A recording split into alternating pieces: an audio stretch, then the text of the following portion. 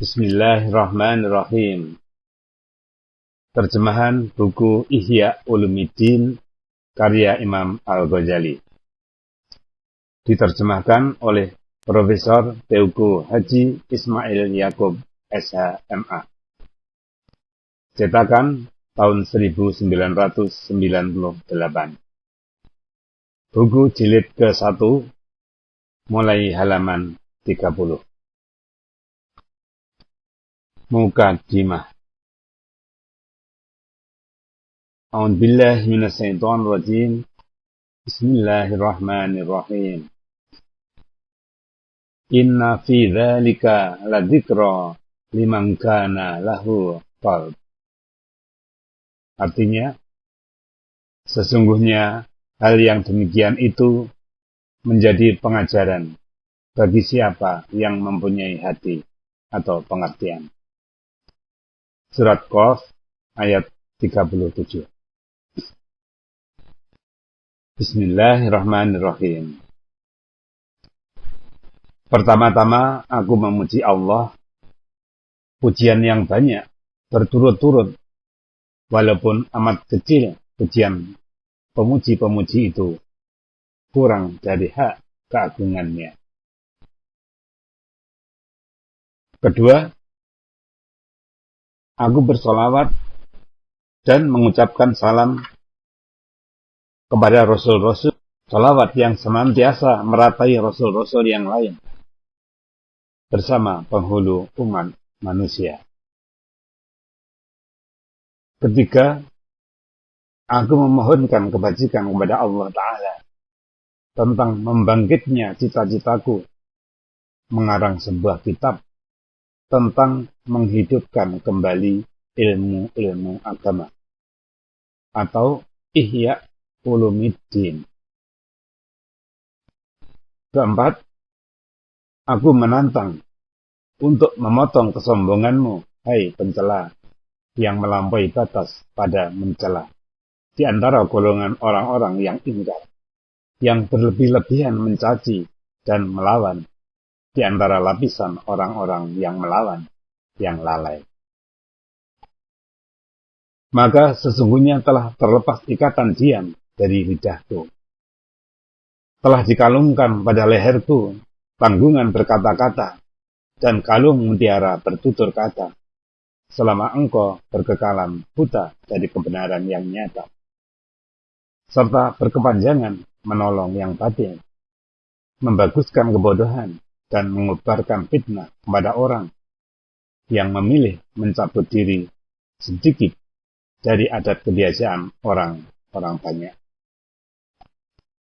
Dan ia cenderung sedikit dari membiasakan diri mengikuti kebiasaan itu kepada beramal dengan yang dikehendaki oleh ilmu, karena mengharap mencapai apa yang diajak oleh Allah Ta'ala beribadah kepadanya, yaitu membersihkan diri dan membaikkan hati, dan untuk memperoleh kembali sebagian apa yang telah dibuang-buangkannya dari menyia-nyiakan umur karena putus asa dari kesempurnaan memperoleh kembali dan menampalkannya,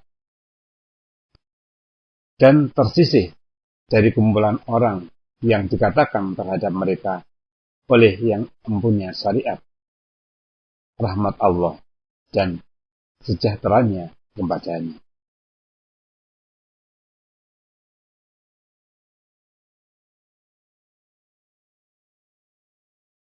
Rasulullah SAW bersabda, manusia yang sangat menderita azab pada hari kiamat ialah orang yang berilmu atau orang alim yang tidak diberi manfaat oleh Allah Subhanahu wa Ta'ala dengan ilmunya itu. Hadis diriwayatkan At-Tabarani dan Al-Baihaqi dari Abu Hurairah. Demi umurku, sesungguhnya tiada sebab untuk berkekalan kamu pada kesombongan, selain oleh penyakit yang meratai orang banyak. bahkan telah meratai golongan-golongan orang yang teledor daripada memperhatikan pentingnya persoalan ini, dan bodoh bahwa persoalan ini besar. Dan keadaan itu sungguh-sungguh akhirat itu di depan dan dunia itu di belakang.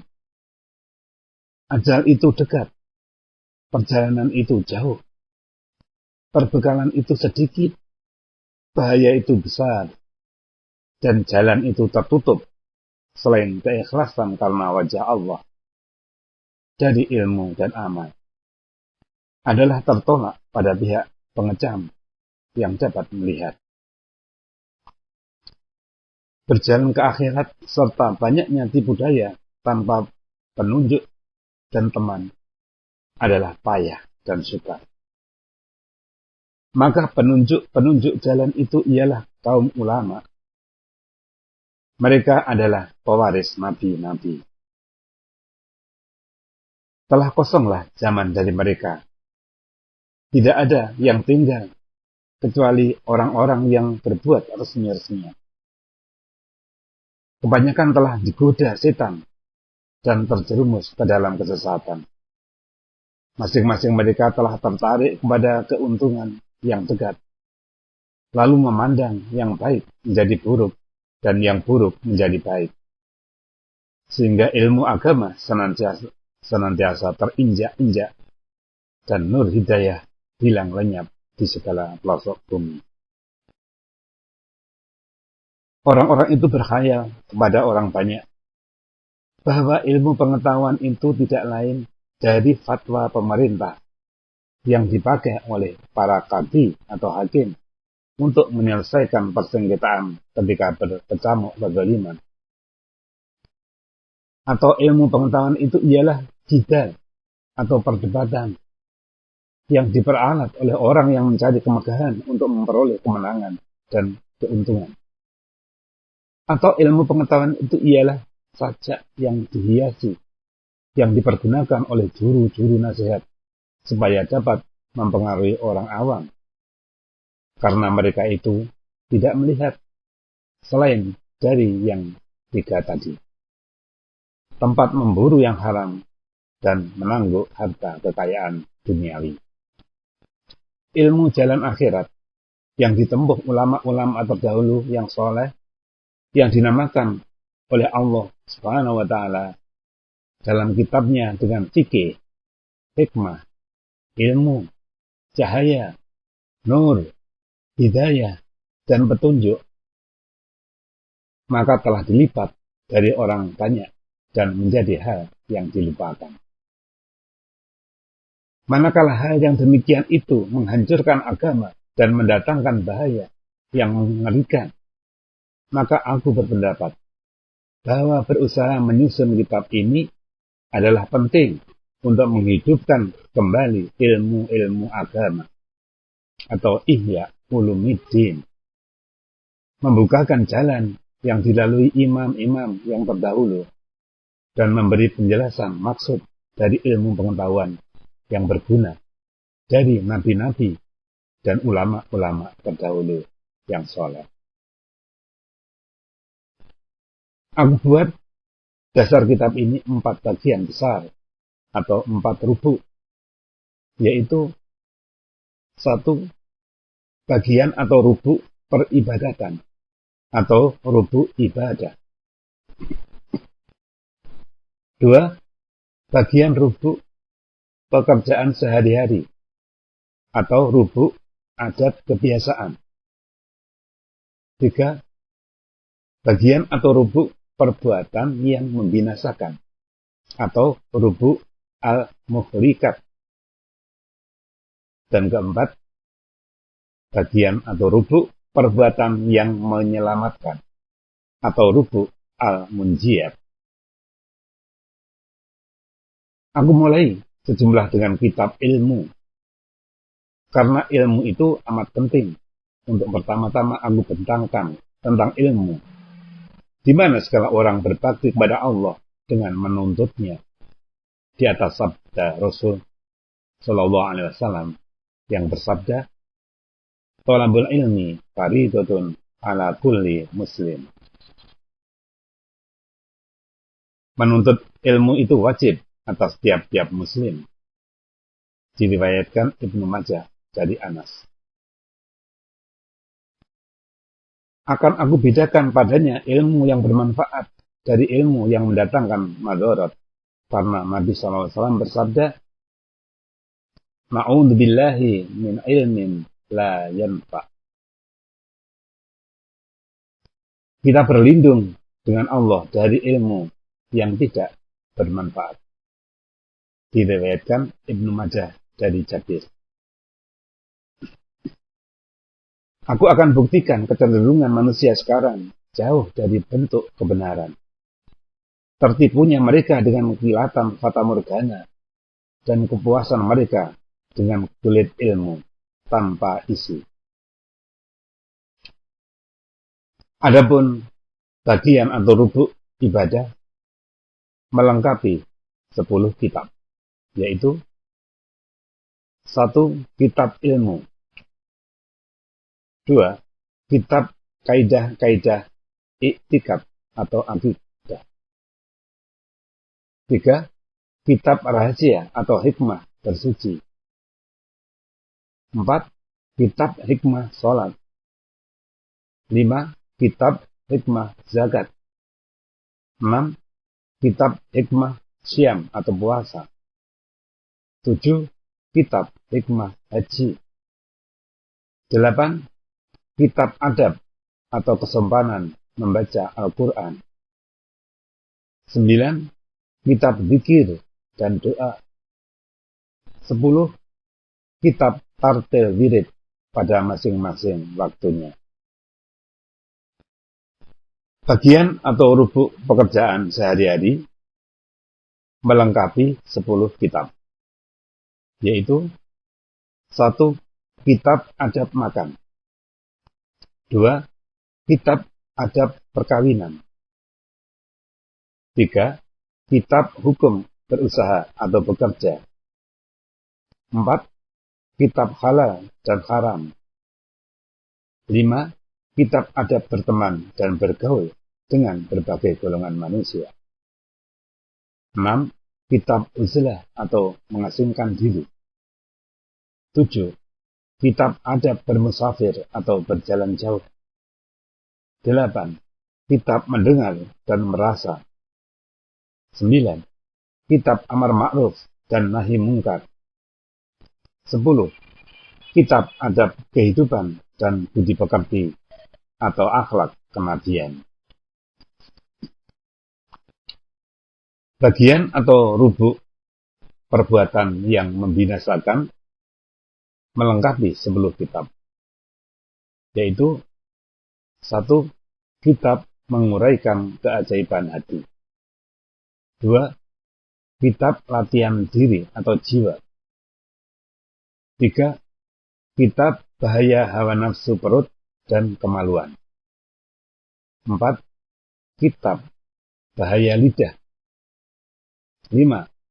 Kitab bahaya marah, dendam, dan dengki, 6.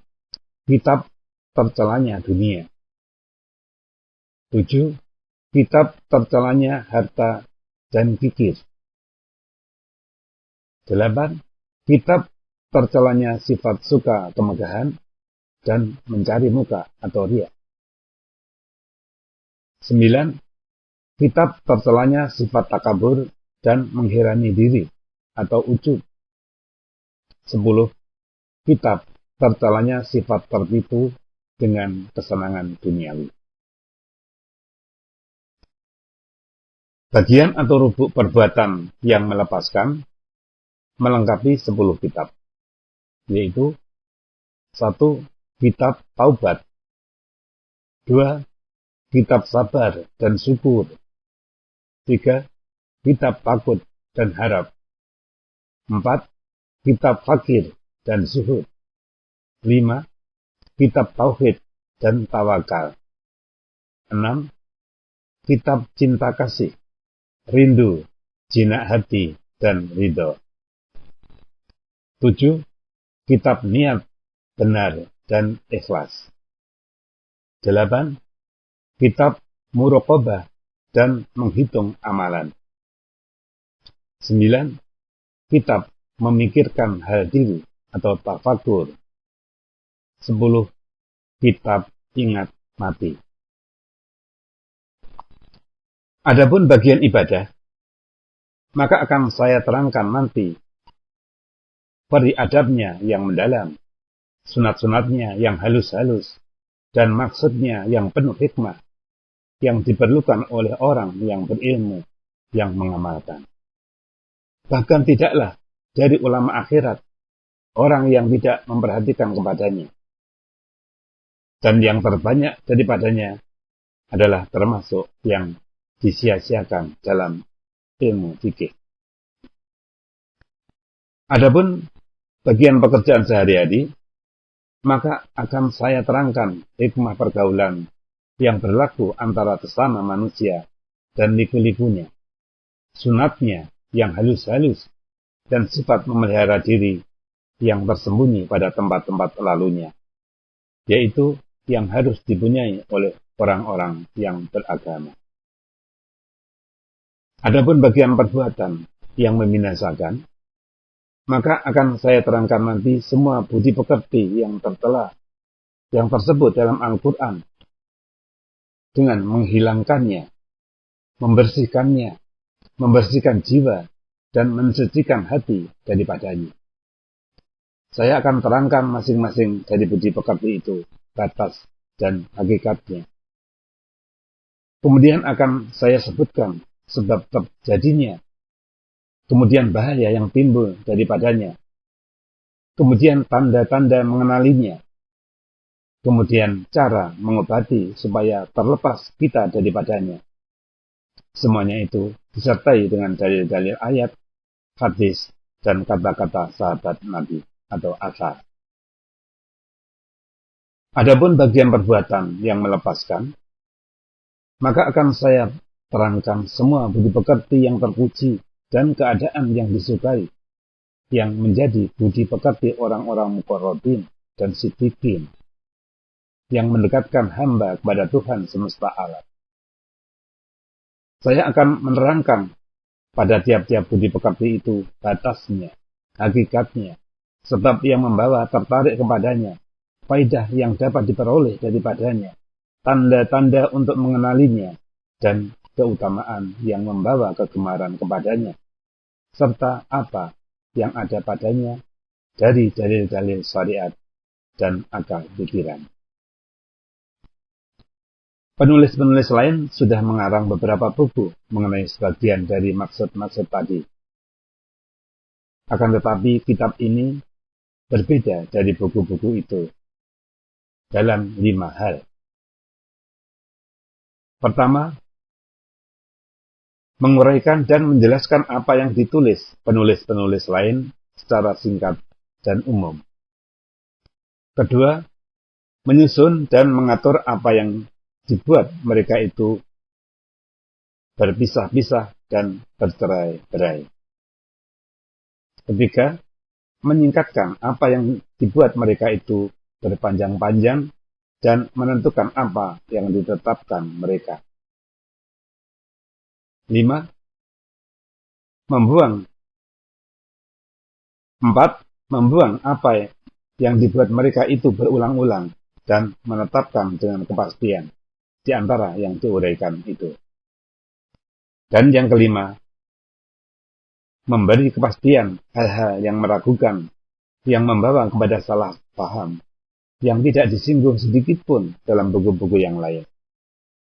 Karena semuanya, walaupun mereka itu menempuh pada suatu jalan, tetapi tidak dapat dibantah bahwa masing-masing orang saleh atau orang-orang yang berjalan pada jalan Allah itu mempunyai perhatian sendiri kepada sesuatu hal yang tertentu baginya dan dilupakan teman-temannya. Atau ia tidak lalai dari perhatian itu, akan tetapi lupa dimasukkannya ke dalam buku-bukunya. Atau ia tidak lupa, akan tetapi ia dipalingkan oleh sesuatu yang memalingkannya. daripada menyingkapkan yang tertutup daripadanya. Maka inilah keadaan-keadaan khusus dari kitab ini, serta mengandung pula semua ilmu pengetahuan itu. Sesungguhnya, yang membawa aku mendasarkan kitab ini kepada 4 bagian atau rubuk adalah 2 hal.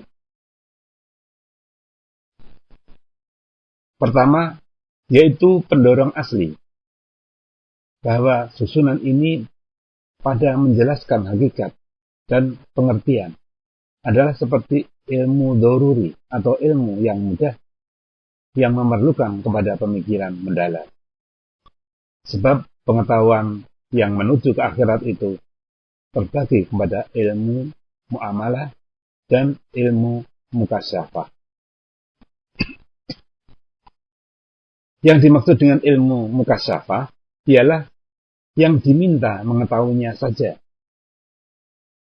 Dan dengan ilmu muamalah ialah yang diminta di samping mengetahuinya hendaklah diamalkan. Dan yang dimaksudkan dari kitab ini ialah ilmu muamalah saja, tidak ilmu mukasyafah, yang tidak mudah menyimpannya di buku-buku, meskipun menjadi tujuan maksud para pelajar dan keinginan perhatian orang-orang siddiqin. Dan ilmu muamalah itu adalah jalan kepada ilmu mukasyafah. Tetapi para nabi, rahmat Allah kepada mereka, tidak memperkatakan pada orang banyak selain mengenai ilmu untuk jalan dan petunjuk kepada ilmu mukasyafah itu. Adapun ilmu mukasyafah, mereka tidak memperkatakannya selain dengan jalan rumus dan isyarat, yang merupakan contoh dan kesimpulan. Karena para nabi itu tahu akan singkatnya paham orang banyak untuk dapat memikulnya. Alim ulama itu adalah pewaris nabi-nabi. Maka tiada jalan bagi mereka untuk berpaling daripadanya, mengikuti dan mematuhinya. Kemudian, ilmu muamalah itu terbagi kepada 1 ilmu zahir, yaitu ilmu mengenai amal perbuatan anggota badan. Dan yang kedua adalah ilmu batin, yaitu ilmu mengenai amal perbuatan hati dan yang melalui pada anggota badan. Ada kalanya adat kebiasaan dan ada kalanya ibadah. Dan yang datang pada hati, yang dengan sebab terdinding dari panca indera, termasuk dari bagian alam malakut. Ada kalanya terpuji dan ada kalanya tercela. Maka seharusnya ilmu ini terbagi 2, yaitu zahir dan batin. Bagian zahir yang menyangkut dengan anggota badan terbagi kepada adat kebiasaan dan ibadah. Bagian batin yang menyangkut dengan hal ikhwal hati dan budi pekerti jiwa terbagi kepada yang tercela dan yang terpuji. Jadi semuanya berjumlah 4 bagian. Dan tidaklah kurang perhatian pada ilmu muamalah dari bagian-bagian ini.